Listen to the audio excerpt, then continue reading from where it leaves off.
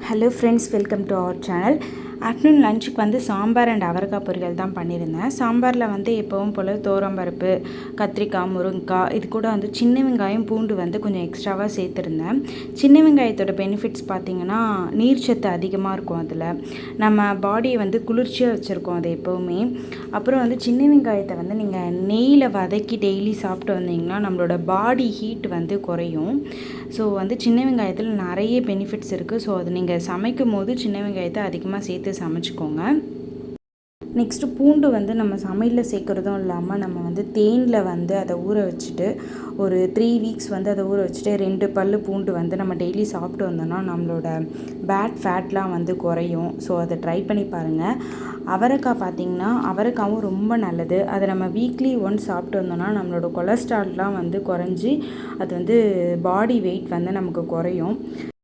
Afternoon lunch முடிஞ்சது. So எல்லாத்தையும் அப்படியே க்ளீன் பண்ணி வச்சுட்டு ஆஃப்டர்நூன் லன்ச்சும் வந்து பேக் பண்ணி வச்சாச்சு.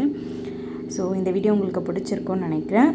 பிடிச்சிருந்தால் லைக் பண்ணுங்கள், ஷேர் பண்ணுங்கள், கமெண்ட் பண்ணுங்கள், மறக்காமல் சப்ஸ்கிரைப் பண்ணிக்கோங்க. தேங்க்யூ.